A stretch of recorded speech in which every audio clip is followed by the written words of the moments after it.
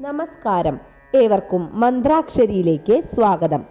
ഭഗവത്ഗീത യഥാരൂപം അധ്യായം 1 ശ്ലോകം 16, 17, 18 എന്നിവ നോക്കാം. ശ്ലോകം 16.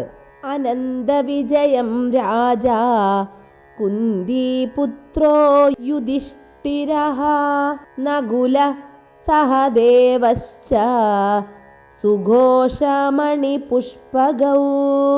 ശ്ലോകം 17.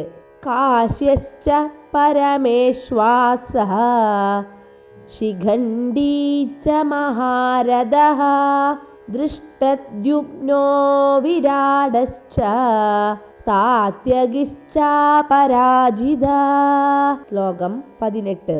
ദ്രുപദോ ദ്രൗപദേയാശ്ച സർവശഃ പൃഥിവീപദേ സൗഭദ്രശ്ച മഹാബാഹോ ശങ്കാൻ ദദ്മു പൃഥക് പൃഥക്. കുന്തിപുത്രനായ യുധിഷ്ഠിരൻ അനന്തവിജയമെന്ന ശംഖ് ഊതി. നകുല സഹദേവന്മാർ സുഘോഷം, മണിപുഷ്പകം എന്നീ ശംഖങ്ങളെയും വില്ലാളി വീരനായ കാശി രാജാവും ആയിരങ്ങളോട് പടപൊരുതാൻ ശേഷിയുള്ള ശിഖണ്ഡിയും ദ്രുപദ രാജാവിന്റെ മകനായ ദൃഷ്ടദ്യുമ്നനും അജ്ഞാതവാസകാലത്ത് പാണ്ഡവർക്ക് ആശ്രയം നൽകിയ രാജാവായ വിരാടനും ഒരിക്കലും തോൽക്കാനാവാത്ത അപരാജിതനും സാത്യകിയും പാഞ്ചാല രാജാവായ ദ്രുപദനും ദ്രൗപദി പുത്രന്മാരും കയ്യൂക്കുള്ളവനായ മഹാബാഹുവും സുഭദ്രാപുത്രനും എല്ലാവരും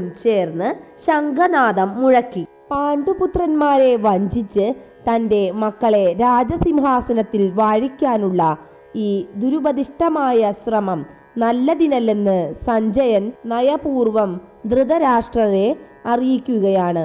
മഹായുദ്ധത്തിൽ കുരുവംശം പാടെ നശിക്കുമെന്നുള്ള ലക്ഷണങ്ങൾ വ്യക്തമാകുന്നുണ്ട്. മുതുമുത്തച്ഛനായ ഭീഷ്മർ മുതൽ അഭിമന്യു തുടങ്ങിയ പൗത്രന്മാർ വരെയുള്ളവരും അന്യരാജ്യങ്ങളിൽ നിന്ന് വന്നുചേർന്ന രാജാക്കന്മാരുൾപ്പെടെ അസംഖ്യം പേരും ഈ രണാങ്കണത്തിലുണ്ട്. എല്ലാവരും മരണത്തിന് വിധിക്കപ്പെട്ടവർ. തൻ്റെ പുത്രന്മാരുടെ ദുർനയങ്ങൾക്ക് പ്രോത്സാഹനം നൽകിയ ധൃതരാഷ്ട്ര രാജാവാണ് ഭീകരമായ ഈ വിപത്തിനുത്തരവാദി.